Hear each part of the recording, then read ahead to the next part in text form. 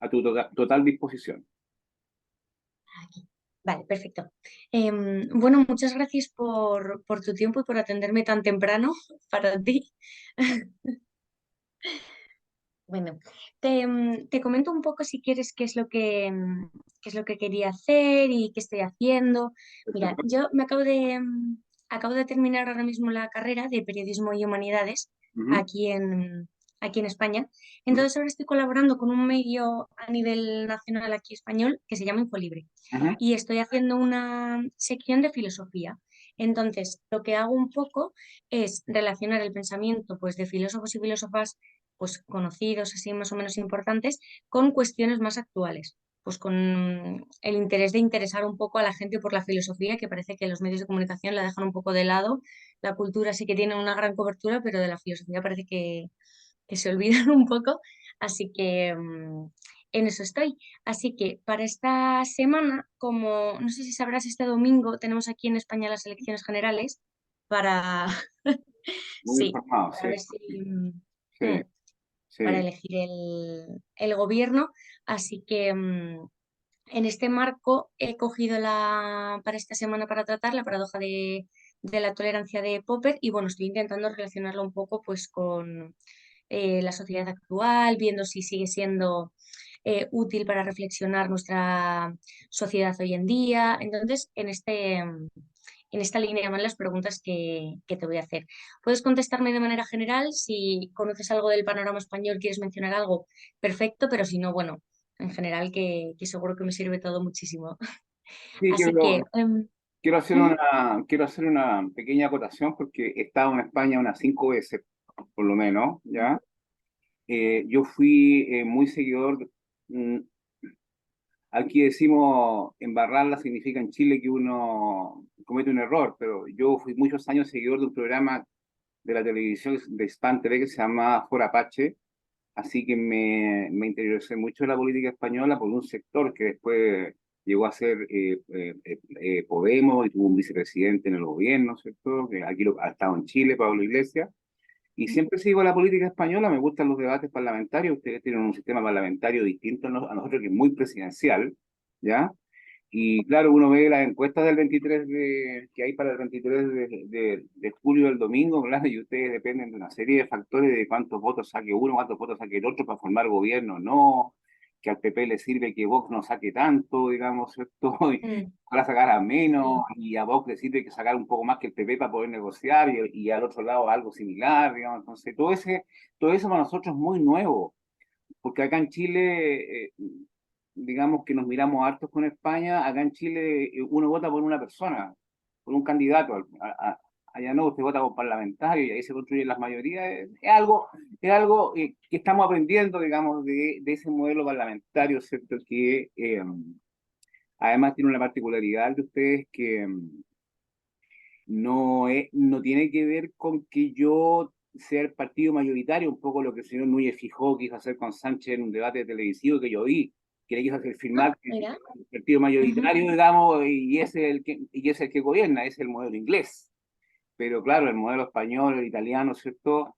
Parlamentario, digamos, son el que el que tiene capacidad de hacer la mayor coalición gobierna y punto, digamos. Es distinto. Así que ujú, hemos estado siguiendo las elecciones de un país tan importante para Latinoamérica como es España, y para mí también me siento cercano porque, como te contaba ayer, tengo el pasaporte de la Unión Europea porque mi padre fue migrante italiano, así que cuando voy a Italia siempre paso por España, así que tenemos esa cercanía. ah, ¿Sí?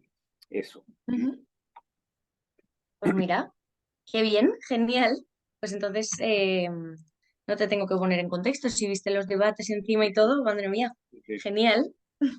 Bueno, pues entrando un poco, centrándonos primero un poco en la paradoja como tal de la tolerancia, te quería preguntar si crees que sigue siendo actual, es decir, si las palabras de Popper, lo que escribió, nos puede servir para reflexionar en la actualidad, si podemos seguir pensando que pues, no hay que tolerar al intolerante o no sé qué piensas.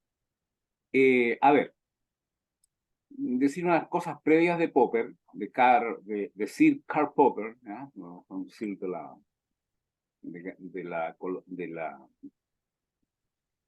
la corte de Gran Bretaña, ¿ya?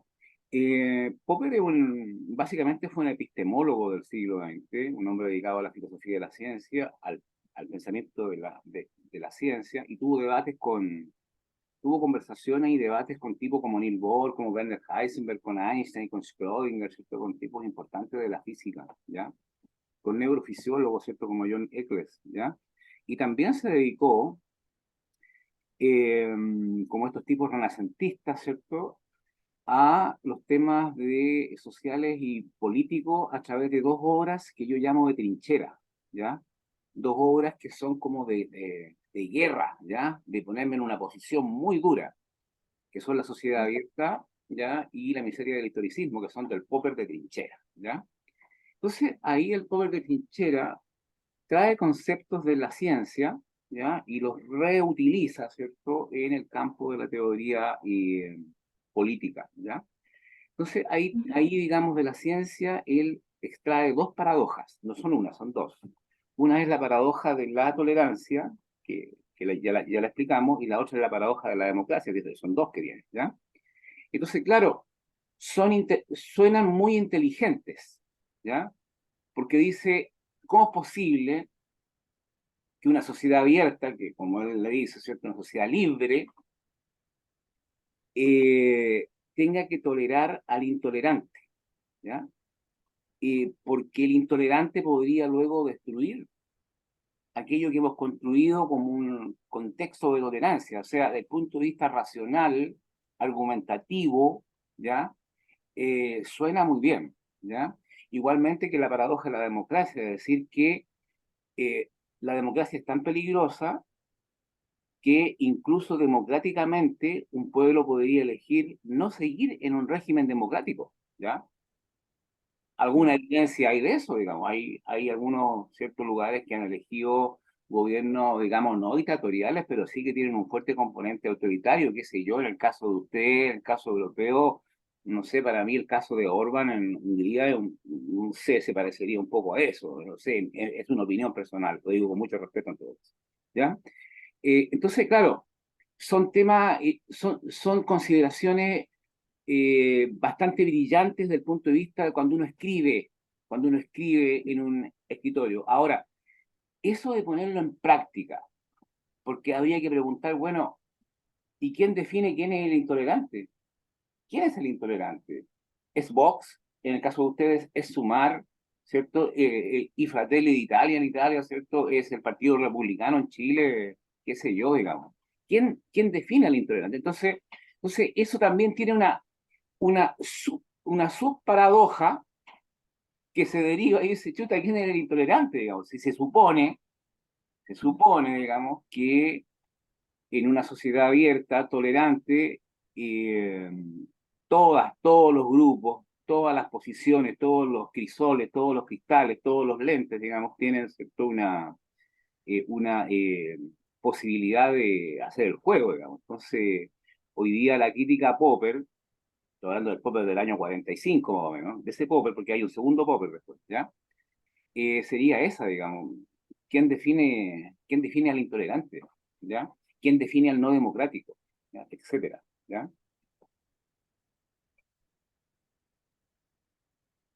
Ujú, completamente, sí, sí, sí. Entonces, ¿crees que habría una manera de definir lo que es intolerante o esto depende de cada visión política? Por poner un ejemplo, la izquierda consideraría que la derecha es la intolerante y la derecha consideraría que la izquierda es intolerante, o hay una manera infalible de decir, pues las personas racistas son intolerantes o las personas homófobas son intolerantes. ¿Hay algo que podamos extrapolar a todo el espectro político?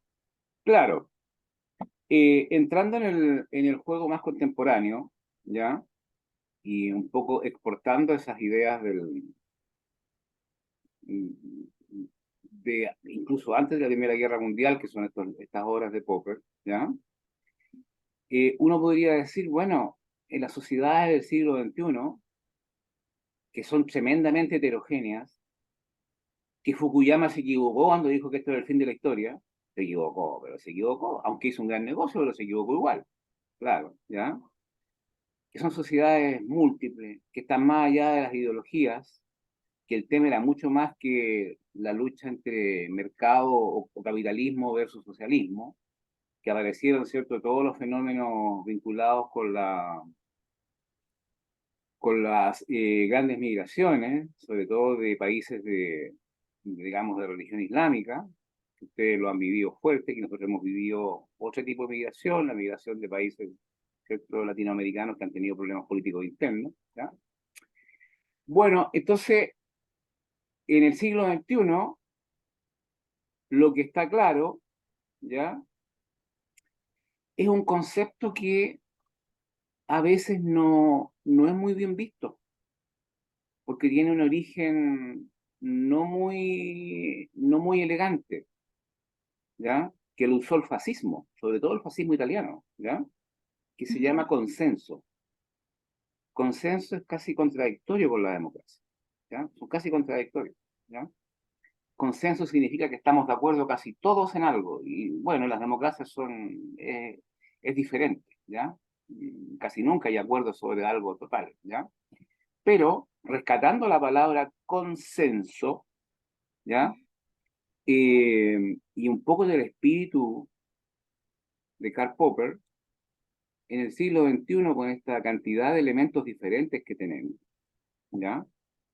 Con la aparición de las inteligencias artificiales, con la aparición de la automatización del trabajo, con todos los desafíos que vienen de aquí en adelante, ¿ya? Que ya comenzaron, ¿cierto? Con el reemplazo de mucha mano de obra que va a quedar en la vereda del camino por inútil, ¿ya? Como lo dice Yuval Harari, por ejemplo, ¿ya? Lo que habría que hacer es consensualmente cada sociedad, cada sociedad que tiene sus particularidades, tiene sus tradiciones, ¿ya? Ustedes tuvieron franquismo, nosotros tuvimos pinochetismo, la gente trata de compararlos, pero no son exactamente iguales, por supuesto que no, son irrepetibles porque son fenómenos, ¿cierto?, acotados, ¿ya?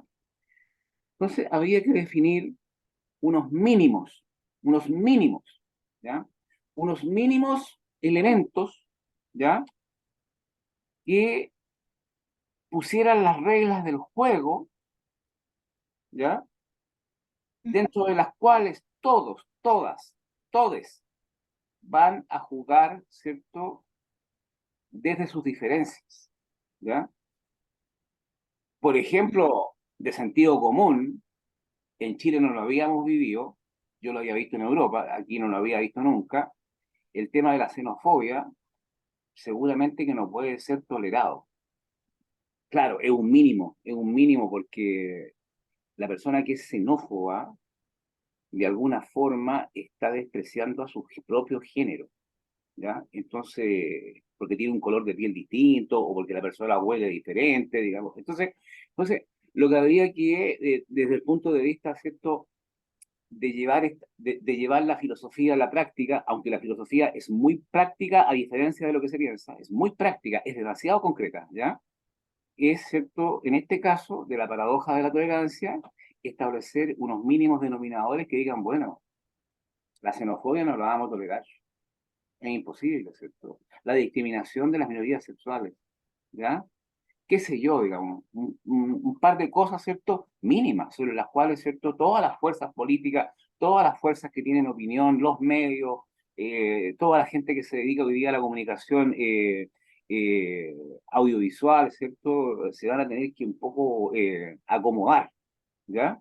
Esa sería una forma de importar esa vieja idea de Popper del 45, más o menos, ¿cierto? 40, 45, hacia este siglo XXI tan diverso, tan distinto a lo que Popper vio, digamos. ¿Mm? Ujú.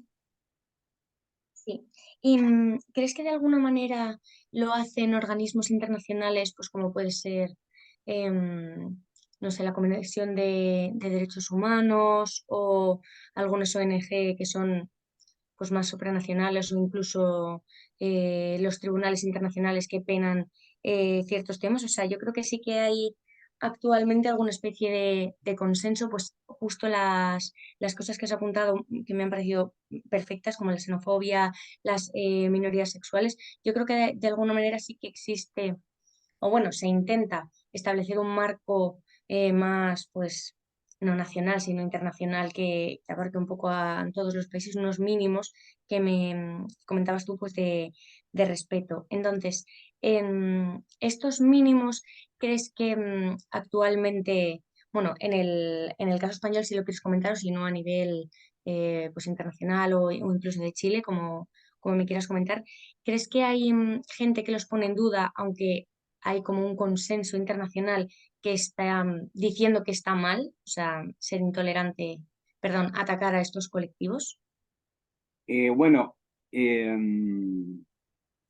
yo tengo todo un problema con la palabra populismo, porque creo que la usan para todo, ¿ya? Y populismo es una cosa bien específica que, ¿cierto? Varios autores, ¿ya? Eh, entre ellos Laclau y otros lo han definido perfectamente, ¿ya? Yo hablaría más de demagogia, ¿ya? Que no tiene nada que ver con populismo. Bueno, muchos políticos prácticos, ¿ya? Han hecho su carrera utilizando temas como los que acabamos de hablar, como la xenofobia, como el desprecio de las minorías sexuales, ¿cierto? Como lo que dice la filósofa de usted que estuvo en Chile, de la Cortina, ¿cierto? Como la porofobia, como el odio al pobre, como una forma de hacer un discurso político que gane adhesión. Y en muchos lados eso ha tenido rentabilidad. Repito el caso de Orban, ¿cierto? Que es como la frontera entre Europa y, digamos, y una parte de Eurasia, ¿ya? Claro, el discurso de Orban ha sido, desde el punto de vista político, es inteligente, es rentable, es audaz. Dice, estoy salvando la cultura de Europa de los bárbaros, ¿ya? Así, como los romanos, ¿ya? Pero claro, utiliza conceptos que son violentísimos hacia la integridad humana. ¿Qué quiero decir con esto? ¿Ya? Lamentablemente, la política corre por carriles diferentes, como nos enseñó Maquiavelo, ¿cierto? Corre por carriles que tienen que ver con la búsqueda del poder, con la búsqueda de instalarse, con la búsqueda de incidir, ¿ya? La norma internacional, que como tú lo señalas muy bien, existe, los organismos internacionales, no me cabe duda, las Naciones Unidas, los tribunales, ¿cierto? La Corte de Justicia, digamos, y varios estamentos que existen, ¿cierto? Han puesto estos temas, están en el discurso, están, están reconocidos, están poco propagados, están poco enseñados, no están en los currículums de los colegios, para que los niños de la más tierna infancia entiendan esto y no venga después cualquier persona, ¿cierto?, a hacer un discurso oportunista, digamos, para obtener una posición de poder, ¿ya? Entonces, ¿dónde entroncamos con la filosofía, por ejemplo? Que se suele dejar de lado, como tú lo decías muy bien en la introducción de esta conversación, ¿ya? En que también, ¿cierto? Los, eh,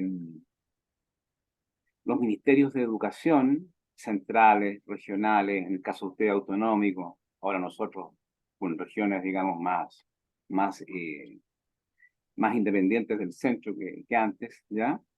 Debieran crear currículum en los cuales estas cosas irlas reforzando, ¿ya? Porque no saco nada con escribir la norma y que en un par de intelectuales se den vuelta en los temas y estén clarísimos sobre lo que es la xenofobia, la discriminación y todo eso, digamos, pero si nos baja a las grandes poblaciones, que son finalmente las que deciden, las grandes poblaciones son las que deciden, ¿ya? Y las grandes poblaciones deciden no porque estén al día en la política, porque sigan las encuestas, porque sigan los discursos, digamos, al pie de la letra, no porque alguien le entienda lo que hizo el señor Núñez Fijó de hacer firmar a Sánchez un documento. Eso lo sigue la gente que está interesada, digamos, en cómo la política funciona, eso lo sigue la politología, ¿ya? Pero la gran comunidad, no quiero decir la masa, digamos, ¿cierto? ¿Ya? Decide por una serie de elementos muy particulares, entonces lo que les queda a las democracias, a las sociedades libres, a las sociedades abiertas, ¿cierto? Es una pega bastante inversa a lo que ha hecho hasta ahora, es decir, rescatar no solo la filosofía, ¿ya? No solo la filosofía, sino que eh, las artes, ¿ya? Todo el pensamiento crítico, instalarlo de alguna forma, cosa que las personas comunes y corrientes, las personas de a pie, las personas de calle, también absorban esto, ¿ya? Entiendan que la xenofobia es un delito contra el género. Hay un paso de la xenofobia al genocidio, es un paso de civilización a barbarie, así de simple. Y cualquier político, por muy audaz que sea, que lo quiera utilizar, digamos, está hablando casi contra el género humano, ¿ya? Lo mismo con las minorías sexuales, ¿cierto? Lo mismo con una serie de otros, ¿cierto? Vectores que están en la sociedad que requieren todo el respeto, ¿ya? Pero si esto no baja a las grandes poblaciones, estamos liquidados.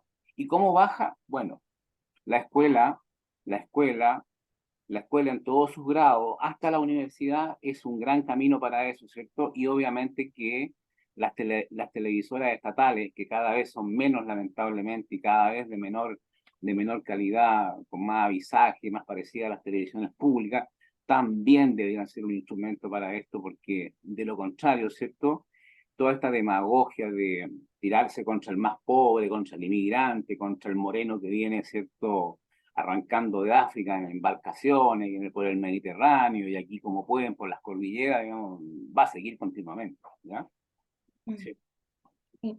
¿Y cuál crees que es el problema de permitir estos discursos que, bueno, yo creo que podemos asumir que son intolerantes? Porque en el caso de España, en el caso de Vox, todo esto que tú comentas, pues está hilado muy fino en su programa. No te dicen directamente tenemos que echar a todos los inmigrantes que vengan en patera, pero sí tienen una regulación de la inmigración ilegal muy estricta, o no te dicen que haya que encerrar a todas las personas del colectivo LGTB, sino que dicen que pues si es mejor que no adopten, o si es mejor que no se eduque en las escuelas en torno a la sexualidad, es mejor que no se haga. Entonces, ¿cuál crees que es el problema que puede derivar de permitir y de no frenar y de no promover el pensamiento crítico para saber que estos pensamientos pues tienen una doble cara, que no es solo en un plano teórico, sino que puede pasar también a la violencia física, a la discriminación concreta de las personas? No sé si me he explicado. Sí, sí, sí. Yo veía un debate hace unos 2 o 3 días, 4 días atrás, de candidatos al Parlamento español. Estaba Gabriel Rufián, Sí, estaba el señor de Bildu, el señor Matute, Tute. sí, Mm. estaba una señora del PP, Sí, señora. ocupa Gamarra. Sí, y estaba este señor, no Abascal, sino que el segundo de Vox, Espinosa de los, si tú me Sí, ayudas, Espinosa de los Monteros. de los Monteros, que es un tipo además muy Mm. preparado y argumenta muy bien. Y Sí. yo lo escuchaba a ellos bastante porque me gusta, me gusta ver su discurso, como el caso de Salvini en Italia.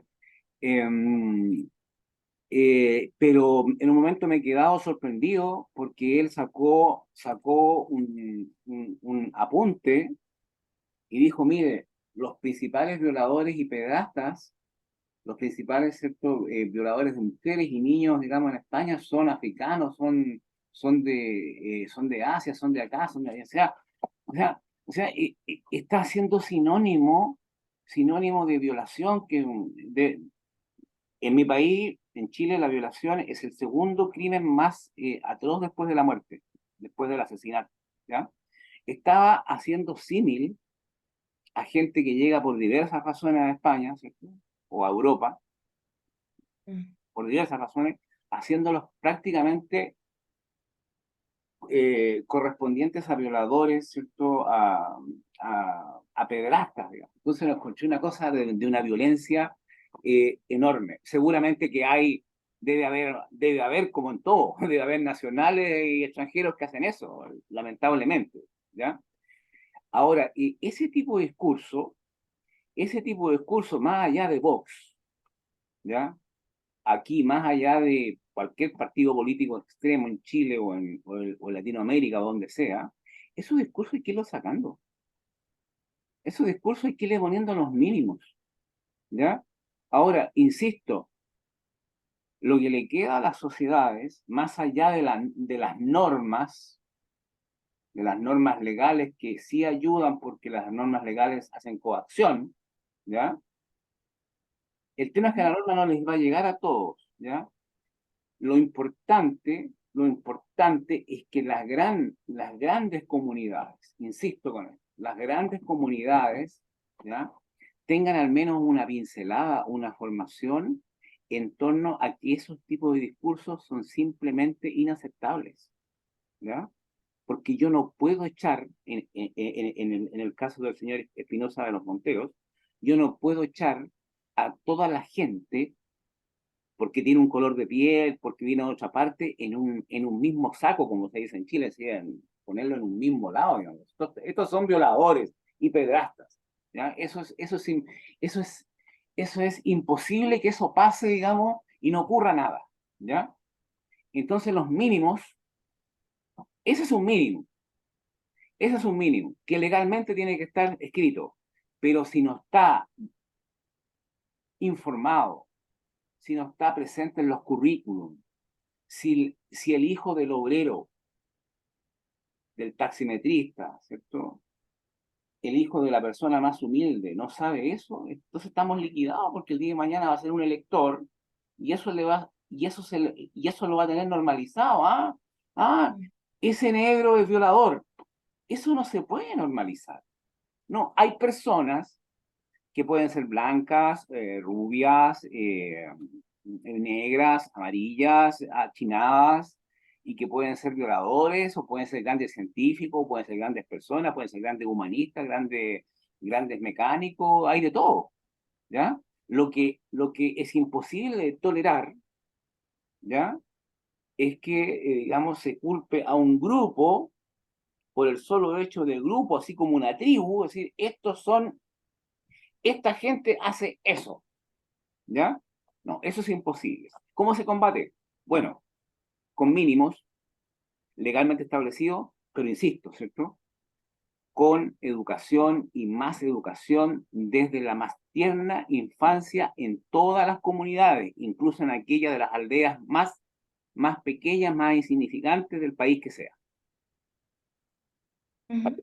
Para que eso tenga una base, si no, no la va a tener nunca. Sí, desde luego. ¿Y crees que en esto Popper estaría de acuerdo? Imaginando que pudiera ver el panorama actual, ¿crees que sí que nos permitiría adoptar su paradoja de decir, con esta gente no hay que ser tolerante, como tú dices, poniendo unos límites, enseñando en las escuelas que esto está mal, que esto no se puede permitir, que estos discursos no son válidos en medios de comunicación o en conversaciones privadas? Sí. En Yo hablé de dos etapas de Popper. La Ujú. primera es de la paradoja de la tolerancia, Sí. por decirlo así, que es el libro de la sociedad abierta, ¿cierto? Que es su lucha contra contra, digamos, lo que él llamó ideologías totalitarias, ¿ya? Y hay un segundo Popper ya mayor, ¿ya? El Popper viejo, así como hay un Platón viejo, ¿cierto? Hay un Popper viejo, ¿ya? Que va reafirmando un poco una idea que también es muy discutible, ¿ya? Pero que tiene unas salidas bien interesantes. Popper, en una discusión con Herbert Marcuse, uno de los más importantes representantes de la Escuela de Frankfurt, ¿ya? Y con una formación bastante similar, digamos, ¿cierto? ¿Ya? Eh, Popper le dice a Marcuse que esta sociedad, la actual, estoy pensando más o menos en los 80, ¿ya? Pero más o menos que se parece a esta, ¿ya? Es la mejor sociedad de la cual tenemos conocimiento a pesar de las fallas que hay que corregir. ¿Ya? Es una tesis bastante arriesgada porque, sobre todo, decírselo a Marcuse, con todo lo que Marcuse descubrió de todos los ciertos dispositivos de dominio, digamos, que tenía la sociedad capitalista industrialmente avanzada, ¿ya? Pero ahí, en Popper hay un par de salidas.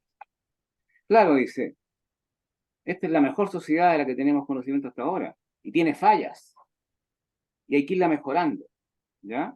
Popper no tuvo que ver mucho el tema de inmigración, sobre todo él vio migración intraeuropea, ¿ya? Eh, no vio los problemas que tenemos hoy, de ninguna manera, ¿ya? Porque es un pensador de otro tiempo, ¿ya? Sin embargo, digamos, ¿cierto? Cuando uno lee analíticamente sus textos, como yo decía, del Popper viejo, ¿ya? Evidentemente que los fallos de la sociedad actual en esta postura de Popper, así como ya le podríamos denominar reformista, algunos dicen de derecha, liberal, está acusado de una serie de cosas, de defender el statu quo y todo eso. Hay unas lecturas ahí de todo tipo, y daba todo el autor. Pero desde la postura filosófica de él, corregir fallos, evidentemente que la xenofobia, que el predominio absoluto del mercado sobre la sociedad civil, que el predominio además de los mercados financieros sobre los mercados que producen bienes, son fallos de la sociedad, obvio, por supuesto, ¿ya? Y que obviamente requieren ser corregidos. A la Popper, ¿cómo? A través de reformas pequeñas, lentas, que no produzcan mucha alteración sobre una cantidad de variables que son incontrolables, como decía él en sus libros más técnicos, ¿ya? Pero sí da la salida a, a ir mejorando constantemente lo que se tiene, ¿ya? Ahí yo discrepo de la gente que dice Popper defiende el statu quo. Yo creo que no, creo que es un pensador más bien liberal, socialdemócrata, pero no que defienda el statu quo, ¿ah? Porque da la salida de ir corrigiendo lentamente, con el bisturí, como dice él, ¿cierto? Los pequeños push que se van produciendo, ¿ya? Eh, entonces, claro, las asimetrías que tenemos hoy, ¿ya? Seguramente, Popper las hubiera recogido, ¿ya? A veces un pensador que nunca nombra a Popper me lo recuerda mucho, como el caso de Zizek, ¿ya? Zizek levanta una serie de cosas, ¿ya? Que están dando vuelta, que están más allá del ámbito de la filosofía, y él los trae, ¿cierto? Los trae a la filosofía, los trata filosóficamente, ¿cierto? Los mete a la filosofía, les da un tratamiento, los mete en la, aquí le decimos juguera, no sé cómo le llaman ustedes, ¿cierto? Esta cosa que hacen los batidos, ¿ya? Y digamos, Batidora. batidos, y les da una salida. Popper hubiera hecho lo mismo, ¿ya? El tema es que los pensadores tienen su tiempo, y Popper, digamos, no alcanzó a ver esto, digamos, que estamos viendo nosotros hoy día. Nosotros somos espectadores de un fenómeno totalmente, digamos, novel, ¿ya? Totalmente novel, totalmente nuevo, con reminiscencias, por supuesto, pero totalmente nuevo. Ahora, seguro, no me cabe duda, ¿cierto? Que a pesar, digamos, de que sus posiciones no eran tan, digamos, críticas como fue la Escuela de Frankfurt, por ejemplo, con la cual tuvo una gran discusión, sobre todo con Marcuse, ¿ya? Sí, la salida la hubiera dado en la mejora continua de esto, sí, no me cabe la menor duda. Ujú. Ay, un segundo. Ya está, perdona. Y comentabas antes una cosa que no te he querido interrumpir, pero quería rescatarla, y es, te hablabas de la importancia de los medios de comunicación, y te quería preguntar cómo influyen o qué papel tienen en esta reproducción de los discursos intolerantes, o qué papel deberían tener. No sé si viste también en la cadena pública de aquí de España una entrevista que se le hizo a Feijóo de individual, o sea, de él con otros dos periodistas, y le rebatían las cosas en directo, y Feijóo decía que no. Hablaban de las pensiones, él decía que siempre se habían revalorizado las pensiones cuando el PP había estado en el gobierno, y la periodista le decía que no, y le mencionaba exactamente los años, por ejemplo, o no se me ocurren más ejemplos, pero por decir, si los medios de comunicación tienen el poder de blanquear, por así decirlo, estos discursos intolerantes, a la vez que tienen el poder de rebatir, como en este caso, pues mentiras o, pues esto, siento repetirme tanto, pero discursos intolerantes. Mm. Bueno, eh, una de las características de las sociedades actuales es que son masivas, demasiado masivas, ¿ya? La aldea global, gigante, gigante. Es muy difícil ya llegar con un discurso de puerta a puerta, de persona a persona, ¿ya? Me imagino a Pedro Sánchez o a señor Núñez Fijó yendo por cada casa de español, imposible. imposible. Entonces, hay un tercer poder, que no es ningún descubrimiento, ¿ya? Que es el que intermedia entre el emisor de los discursos y los receptores. Esos son los medios de comunicación, ¿ya?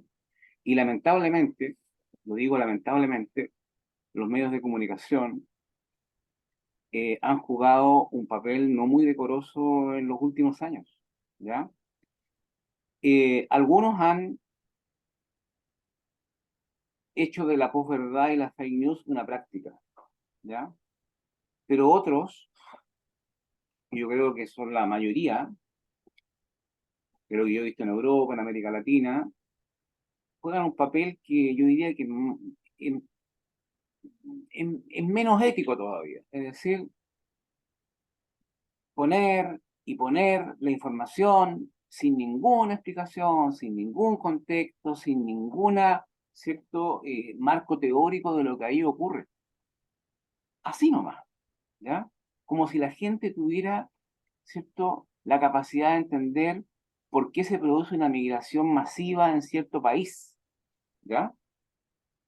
Sin ningún ánimo de explicar nada, ¿ya? Ahora, si uno a eso le asocia el uso sistemático de este fenómeno, ¿cierto?, de la fake news, tan común en este tiempo, ¿qué ocurre? Una fake news, ¿ya?, que yo reproduzco y sobre todo, digamos, que después se cuelga en redes sociales, puede tener un impacto sobre, no sé, las que usó el candidato Donald Trump, digo, candidato Donald Trump, ¿ya? En Estados Unidos, 75 millones de personas recibieron la noticia que el Papa le había dado su beneplácito al candidato Donald Trump, el Papa, digamos, actual, el Papa Jorge Mario Bergoglio, ¿cierto? Francisco, ¿ya? Luego reacciona el Vaticano, la Secretaría de Estado del Vaticano, o sea, Cancillería del Vaticano, y dice que eso nunca ocurrió, ¿ya? Y claro, la candidatura de Donald Trump hace un desmentido. Los estudiosos dicen de que el desmentido con suerte lo vieron 90.000 personas de 75 millones que vieron la fake news. Entonces, es una situación realmente, realmente tremenda, tremenda. Los medios de comunicación en realidad pueden hoy día en estas sociedades de masa, ¿ya?, y de comunicación en estos dispositivos, ¿cierto?, ¿ya?, hacer lo que quieran, lamentable, ¿ya? Tampoco se pueden reglar, y tan reglar porque uno cae en lo otro, ¿cierto?, que es prácticamente el direccionamiento de la información, ¿ya? Pero ahí tenemos un problemazo enorme de qué comunicamos, cómo comunicamos, qué decimos, ¿ya? Y solamente nos queda apelar a algo que también yo rescato de la filosofía política de Karl Popper, y que menos mal que se ha ido produciendo, ¿ah? Junto a una cantidad de medios grandes que utilizan muy inteligentemente, muy elegantemente la fake news y la posverdad, que cuesta mucho detectarla por lo demás, ¿cierto? Han aparecido una cantidad de medios alternativos que las mismas plataformas de Internet han permitido que existan, ¿ya? Contestatarios de esto, ¿ya? El tema es que no tienen los auspicios, no tienen las llegadas, no tienen la masividad de los otros, ¿ya? Yo no puedo comparar la cadena Fox con el esfuerzo que hace Pablo Iglesias hoy día con un programa que se llama La Base, ¿ya?, que estamos mirando y en Chile la vemos muy poca gente, ¿ya? Es un gran programa, ¿ya? Tiene un sesgo de izquierda, obviamente, pero es un programa por lo menos, ¿cierto?, que me muestra me muestra el mundo desde otra forma, ¿ya? Entonces, una de las luchas que tenemos ahí, y tú, digamos, que eres, ¿cierto? Ya casi una periodista, ¿ya? Y una persona joven, ¿ya? Es una lucha muy difícil. Es por un lado andar con el catecismo de la ética, de que la verdad corresponde a los hechos, que es una definición tan antigua aristotélica, la verdad corresponde a los hechos, uno diría que son los hechos, ¿cierto? ¿Ya? ¿Y cómo eso se puede transmitir? ¿Y qué distorsiona eso? Los intereses que están en juego en la sociedad. Lógico. Alguien tiene una cadena me refiero informativa, como la que nombré, como otra, pero ese dueño de esa cadena tiene unos intereses que transmitir que son de que van con su negocio, ¿ya? Entonces, también esas cosas habría que a las personas, digamos, enseñárselas, ¿ya?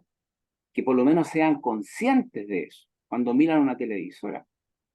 Lo mismo pasó, ¿cierto?, con los dispositivos, ¿cierto?, coloniales del cine europeo y del cine de Hollywood, ¿ya? Eran todas películas, ¿cierto?, que tenían un tremendo, digamos, ¿cierto?, tenían una tremenda, digamos, subtexto ideológico detrás, ¿ya? Y la gente se entretenía, iba al cine, y las veía, la pasaba estupenda y se comía una tremenda, digamos, torta ideológica y no se daba ni cuenta, ¿ya? Entonces, el desafío de las comunicaciones, Annabel, es una cosa también tremenda, impactante. Popper no la vio, ya no la vio, no había tantos medios como ahora, pero una de las trincheras que queda en esta lucha que es de David contra Goliat, esta sí que es David contra Goliat, ¿cierto? Es la generación de la mayor cantidad de medios alternativos. Cada uno de nosotros que tiene un dispositivo como este, hoy día, este es una Kalashnikov, ¿ya? Estoy haciendo una metáfora, ¿ya? Yo de aquí puedo ayudar a transmitir, por lo menos a mis grupos, alguna información, digamos, corregida, ¿ya? Para combatir aquello que evidentemente los que tenemos un poquito más de tiempo para estudiar sabemos que es falso, que es mentira, o que no corresponde exactamente con la realidad, ¿ya? Entonces, esa es una lucha, digamos, que no tiene, no tiene una solución mágica porque está mediada por intereses, ¿cierto? Y todo lo que yo acabo de señalar, ¿ya? Pero sí que es una lucha larga en el sentido que hoy día los mismos dispositivos, que todos tenemos al menos uno, ¿ya? Nos pueden ayudar, ¿cierto?, a crear algunas plataformas informativas alternativas, o nosotros mismos, las otras mismas, ayudar a transmitir mensajes, digamos, que corrijan aquello que francamente no es así, digamos, ¿ya? No es así, ¿ya? Aquí en Chile hemos tenido casos, pero espeluznantes, digamos, de ni siquiera fake news, digamos, sino que de mentiras absurdas, ¿ya? Y que la gente además las cree, las absorbe y sigue hablando sobre eso, digamos, parte de ahí, ¿ya? Entonces esa es una lucha sempiterna. Popper diría, mire, generemos la mayor cantidad de medios alternativos posible, digamos, luchemos contra esto, es la única forma, ¿ya? Sí, sí, desde luego. Pues esas eran todas las preguntas que tenía. Yo creo que me has contestado todo súper completo. No sé si quieres añadir algo más o por mi parte. ¿Está todo bien? No, yo solamente agradecer, digamos, que del centro del mundo, de Europa, ¿cierto? Uno de los centros del mundo, Estados Unidos, Europa y el sureste asiático, los tres centros ahora, ¿ya?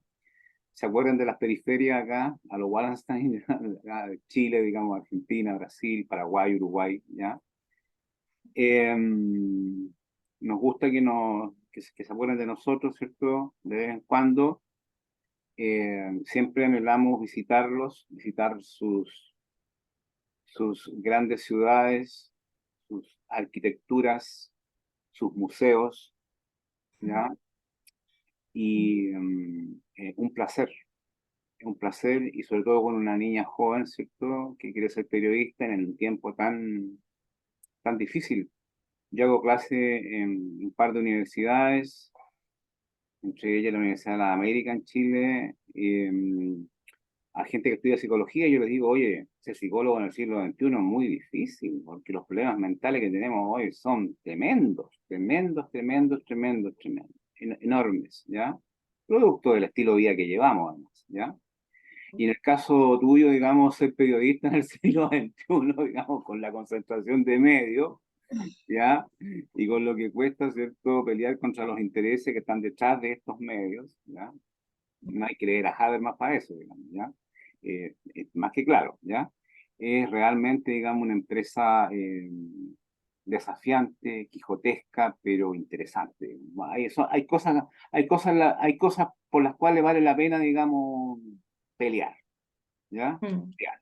Así que solamente agradecer y felicitarte por tu opción, ¿ya? Y estar a tu disposición permanentemente. ¿Mm? Pues muchísimas gracias a ti. Te quería preguntar también cómo querías que te presentara en el artículo. Em, con mi nombre, ¿Mm? ahí están mis grados, ahí puestos siempre ahí en la pantalla. Y yo soy profesor de la Universidad de las Américas en Chile y de la Universidad de Valparaíso en Chile. Sí, Vale. sí, eso.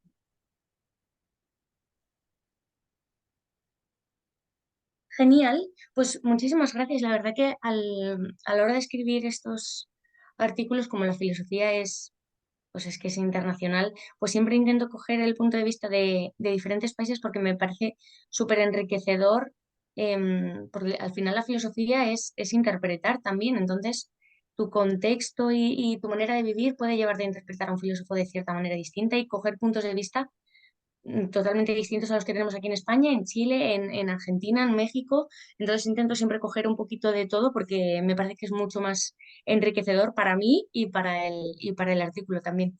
Eso es muy siglo XXI, muy bien, excelente, excelente. Sí.